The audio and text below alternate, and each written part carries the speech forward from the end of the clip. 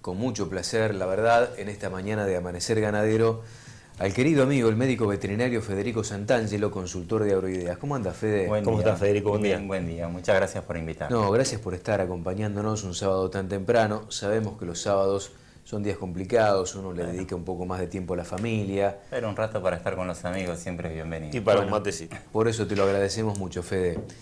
Bueno, sos de estar en el campo, sos de ver qué es lo que pasa en el sector pecuario fundamentalmente, y veníamos compartiendo momentos tensos de desazón para el productor que han cambiado, porque la verdad que ahora hay otro panorama y no sé si esto se percibe.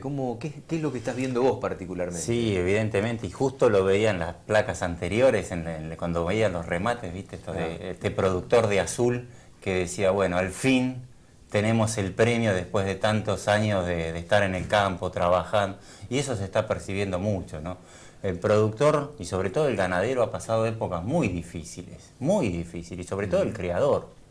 Yo también manejamos campos familiares y administraciones, y el criador ha sido pocos los momentos que ha sido holgado, trabajar cómodo. Yo te digo que en los últimos 25 o 30 años, si fueron 4 buenos o 5 buenos, decir que el criador va bien. Después es luchar, estar detrás de la vaca, sacar preñez, sacar terneros. Si no eras eficiente, te quedabas. Y esto explica justamente que después de la crisis política fuerte que desató el kirchnerismo, sobre todo para con el sector pecuario, se hayan liquidado más de 10 millones de cabezas. Esto tiene que ver con la falta de expectativa y de negocio que tuvo el criador en su momento, Fede. El gran problema que hoy está viviendo todavía el sector de ganados y carnes, analizando la cadena en su conjunto, fue justamente ese periodo 2006-2009. Donde todavía estamos sufriendo eso. De esas 10 millones de cabezas que perdimos, 5 millones fueron vientres, fábricas. Yo me acuerdo que vendíamos vaquillonas preñadas a frigorífico, faenas de vientres por arriba del 50% durante 2 o 3 años seguidos. Qué pecado, liquidación, ¿no? De hembras, de terneras. Entonces, esas hembras que hoy no están, esas madres que se liquidaron en aquel momento, 2008, 2009, son las vacas que hoy no están produciendo. Claro. Entonces, son la falta de terneros que hoy no hay. Y es la hacienda que está faltando. Vos ves el otro día, la faena acumulada de este año cayó un 5% con respecto al año pasado. Sí, ¿eso qué te indica? Sí. Que no hay hacienda por un lado y que este cambio de expectativas también que estamos diciendo, el productor está reteniendo. Entonces, primero porque no hay de lo pasado, por lo pasado. Y el cambio de expectativas, que el productor retiene más hacienda, van a menos a faena y tenemos esta caída en la ¿Qué es lo que está reteniendo el productor? ¿Se puede avisorar cuál es el esquema de retención que está haciendo? Y el productor está... Antes vos tenías una determinada proporción de terneras o vaquillonas que las mandabas a engorde y a faena, sí, al feedlot, ¿no? Y eso se vio mucho durante 2008-2009. Sí. Hoy esas proporciones, ya lo ves tanto en los remates, hay muchos menos remates de hembras, entonces o guarda retención de vaquillonas, mayor terneras, o a la vaca la estira un poquito más y le demos otra oportunidad. Entonces hay más posibilidades de guardar esa ternera, guardar esa vaquillona para entorarla. Eso es lo que se está viendo en los planteos. Sabemos que el macho, no se puede retener, pero sí con él se puede hacer más kilos de carne. Por lo tanto, demorás los plazos de entrega y generás un conflicto en la demanda en función de una oferta que se restringe todavía más.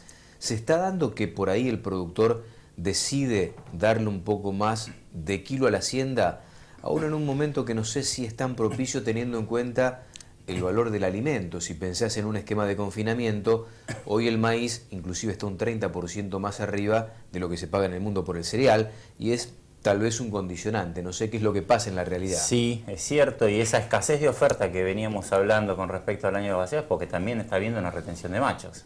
Ese macho... También lo ves. Y le están metiendo kilos, que es lo que estás diciendo vos. A ver, esos kilos que antes iban a los feedlots, al destete... Sí. Hoy se están empezando a ver y nosotros estamos empezando a desarrollar proyectos de recrías. Bueno, contame de eso. Esos son proyectos, nosotros es la alternativa que estamos manejando, como más viabilidad le vemos al negocio, sumamente interesantes, recrías a pasto, con verdeos o con pasturas intensivas, con altas cargas de animales, 3, 4, 5 terneros por hectárea, Epa. para meterle 100 kilos al destete y recién ahí que ingrese al corral entre 280 y 290 kilos. Eso es más rentable que la soja. Y es 3, hoy, 4... hoy lo que pasa es que con la soja de vuelta a 4.000 pesos Claro, bueno. empieza a tirar, competir. Empieza a competir. Pero con planteos, con silo de maíz, con suplementación a grano, pero suplementación de pocos kilos. A ver, vos sos un ternero de recría, ya tenés que suplementar al 1% del peso vivo. Le estás dando 2 kilos de maíz por ternero por cabeza por día. Con buenos niveles de pastura, el costo del kilo ganado es mucho más barato. ¿Cuánto es más o menos? Y estarás en 14, 15 pesos. Claro, y después lo vendes a 30. Y lo vendés a 30. Entonces le metés 100 kilos a pasto, de 180, a 200 a 300 kilos, 100 kilos a pasto para recién ingresar ahí al corral y sacarlo como 360 gordos. La pregunta, Fede, es, ¿después tenés demanda por ese novillito de 280, 300 kilos? ¿Te lo castiga el mercado o salvás? Lo estamos viendo en los remates, sigue habiendo avidez. Vos estás entrando, tenés dos alternativas ahí. O lo mandás vos a un feedlot, o los engordás en el campo, o lo mandás a hotelería. Estás ingresando a los corrales en noviembre, diciembre. Claro, ¿sabés por qué te lo pregunto? Porque hay distintos que debe ser el negocio que cierra mejor, ¿no? Mantenerlo y no venderlo. El problema sino para el terminarlo en criador corral. es el financiero, que ese ternero Claro. que estás vendiendo Tal hoy, cual. armar la rueda hasta un año. Claro. Hasta que armás la Claro. rueda de poder vender ese novillito 6 meses después, 8 meses después, pero con valores buenos de la hacienda, te permite armar estos proyectos en poca escala. Sí, sobre todo en el gordo, porque hoy la demanda está convalidando con muy buenos precios ese premio para toda la ganadería argentina, que es hacer un novillito o un novillo.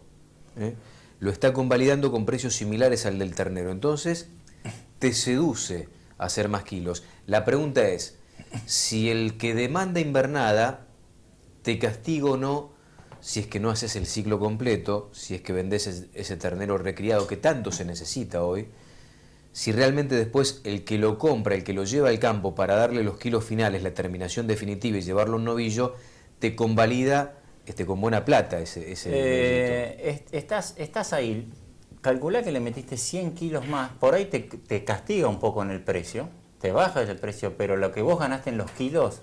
En esos 100 kilos Claro. más económicos. son más económicos, sacás más dinero, más rentabilidad metiéndole los kilos, aún con que te lo castigue. Pero tenés la alternativa también de hacer convenios con feedlots, con encierres a corrales. Vos calculás que los corrales en noviembre, diciembre se vacían. Sí. Hoy están llenos. Entrás en un periodo estacional de mucha demanda. Y entonces podés armar convenios y aparte ya cuando hay historia y hay trabajos de largo tiempo, empezás a armar herramientas. Por supuesto, En cuanto, sí. bueno, te voy difiriendo los pagos, vamos haciendo arreglos por distintas metodologías y salís hecho, salís Fede, bien. ¿cómo es la estrategia que tienen ustedes con el tema recría? ¿Cuál es el planteo? Digo, porque por ahí a muchos amigos, productores de terneros también, o inversores, que los empezó a ver en los últimos tiempos, Está bien, inversor. les interesa, ¿no? Y Por el ahí plante- el sistema de capitalización o entrar con su propio ternero, ¿cómo es el tema? Hoy ha habido en los últimos años esa revolución que hubo en la soja, en genética de la semilla de soja, está habiendo en pasturas. Hoy tenés pasturas y verdeos de una producción extraordinaria. Extraordinaria. Es tremendo y hay que empezar a pensar en hacer pasturas al mismo nivel que la agricultura, con altos niveles de fertilización, con planteos de preparación del suelo de cama 4 o 5 meses antes. Vos vas a sembrar la pastura en marzo, tenés que empezar a preparar el terreno en octubre, noviembre, diciembre, con fumigaciones. Tenés que armar toda una buena cadena forrajera, que esto incluye verdeos, avenas, raíces y pasturas. Con ese esquema, que vos lo vas armando y metodologiando, destetamos los terneros febrero-marzo.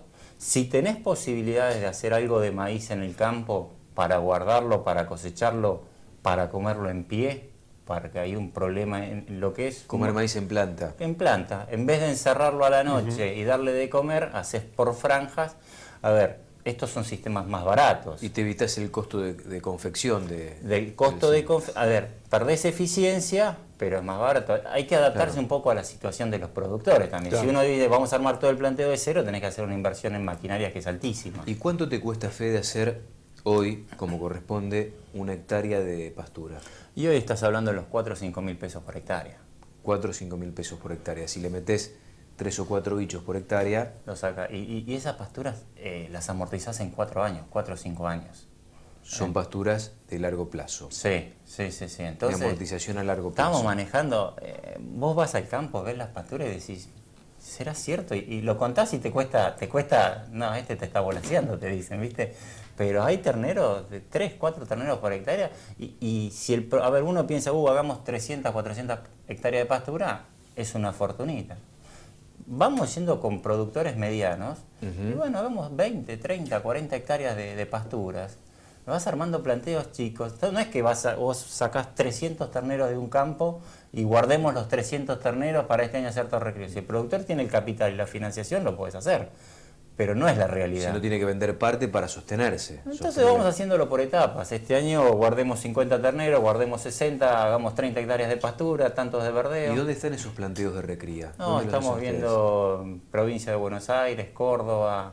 En Córdoba con este problema de agua ha sido más complicado, Santa Fe, pero no se están haciendo, son dignos de ir a ver y para mostrarlos esos temas. ¿Quiénes se prenden en este sistema productivo de recría? Todo el mundo dice, lo que se perdió en la Argentina fue la recría. Exacto. Para llegar a un novillo y que en definitiva el país productivo pueda empezar a competir no solo en el mercado interno, abastecer un poco más el mercado interno, sino fundamentalmente tener materia prima para el mercado exportador.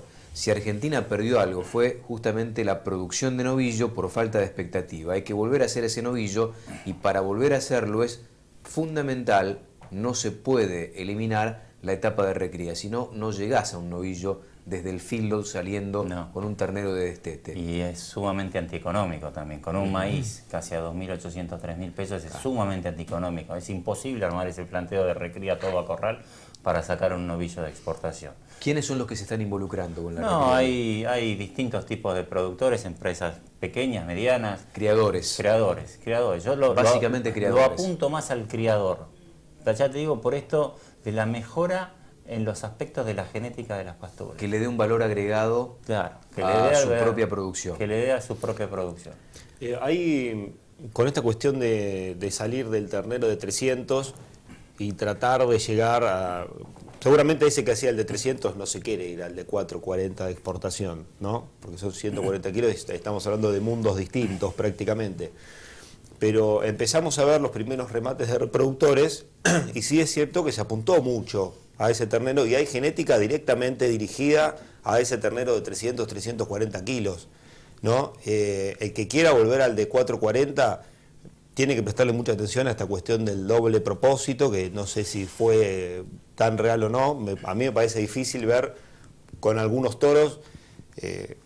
se llega a los 440, al novillo de exportación, hay que prestarle un ojo particularmente a eso, ¿no? Si no, más de uno se va a llevar una sorpresa. Hay después. Líneas genéticas que son de peso de terminación más bajo, es como bien decís vos, que ya se apuntaron al mercado interno. Hay líneas genéticas que tenían en su momento animales para terminación de animales pesados. Yo creo que eso todavía, si bien está apuntado, no se ha desarrollado masivamente y manejándolo, obviamente que si queremos apuntar a un novillo de exportación bien terminado, tendríamos que estar apuntando desde la cría a ese tipo de... Pero todavía no está esa integración que el criador va a producir ese